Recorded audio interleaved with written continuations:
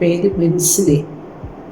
ഞങ്ങളുടെ തേവലക്കര അരുന്നല്ലൂർ വന്നതിവിടെ വൈദ്യ ഡോക്ടറെ എൻ്റെ കാര്യം നേരത്തെ ഞങ്ങൾ അറിഞ്ഞിരുന്നുണ്ട്. അപ്പോൾ എൻ്റെ ഒരു ബ്രദറിന് ഇതുപോലെയുള്ള ഒരു ശസ്ത്രക്രിയ ചെയ്തിരുന്നു. അദ്ദേഹം ഇപ്പോഴും ഒരു 90 വയസ്സുണ്ട്. അദ്ദേഹം ആരോഗ്യവാനായിട്ട് ഇപ്പോഴും നടക്കുന്നത്. അങ്ങനെ ഡോക്ടറിൻ്റെ നിർദ്ദേശപ്രകാരം ഇവിടെ നമ്മൾ ഒരു ദിവസം അഡ്മിറ്റ് ചെയ്തു. പിന്നീട് ഒരു സർജറി വേണമെന്ന് പറഞ്ഞു. അങ്ങനെ സർജറിയൊക്കെ നടത്തി. അതിനുശേഷം നല്ല കെയറിങ് കിട്ടി ഇവിടെ ഹോസ്പിറ്റലിൽ നിന്ന്. അങ്ങനെ വീട്ടിൽ പോയി. പിന്നെ ഇടയ്ക്കിടയ്ക്ക് ഞങ്ങൾക്ക് ചെക്കപ്പിന് വന്നുകൊണ്ടിരിക്കുന്നു. അപ്പോൾ ഓങ്കോളജി ഡോക്ടറെ കൂടി കാണുമെന്ന് പറഞ്ഞിരുന്നു. അങ്ങനെ ഡോക്ടറെയും കണ്ടിട്ടാണ് ഞങ്ങൾ 4 മണിക്ക് ശേഷം 3 ഡോക്ടർമാരെ ഹാർട്ടിൻ്റെ ബുദ്ധിമുട്ടും ഉണ്ടായിരുന്നു. അങ്ങനെ അന്ന് ഹാർട്ടിൻ്റെ സർജറി സമയത്ത് ഹാർട്ടിൻ്റെ ടാബ്ലറ്റ് കഴിക്കണമെന്ന് നടത്തുന്നു. അപ്പോൾ 2 പ്രോപ്പിലെറ്റി ടാബ്ലറ്റ് വേറെത്തിരുന്നു.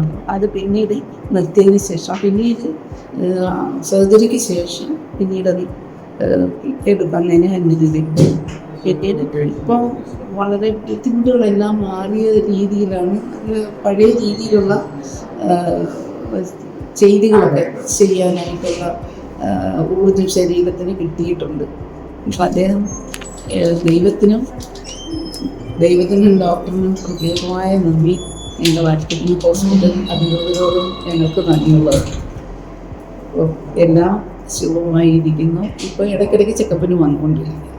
ബെൻസിക്ക് 79 വയസ്സാണ്.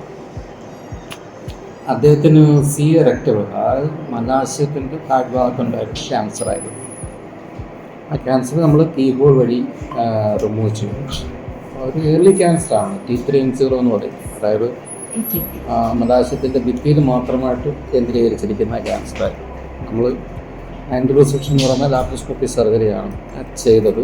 കൊളോസ്റ്റമി വേണ്ടി വന്നില്ല. അതിനുശേഷം നമ്മൾ ഓങ്കോളജി കാണിച്ചു. നിരന്തരമായിട്ടുള്ള ടെസ്റ്റുകൾ ചെയ്തുകൊണ്ടിരിക്കുകയാണ്. പക്ഷേ കീമോതെറാപ്പി, റേഡിയോതെറാപ്പി ഒന്നും വേണ്ടി വന്നില്ല. ഇപ്പോൾ ഫോളോ അപ്പിലാണ് അദ്ദേഹം നല്ല ജീവിതം നയിച്ചുകൊണ്ടിരിക്കുന്നത്.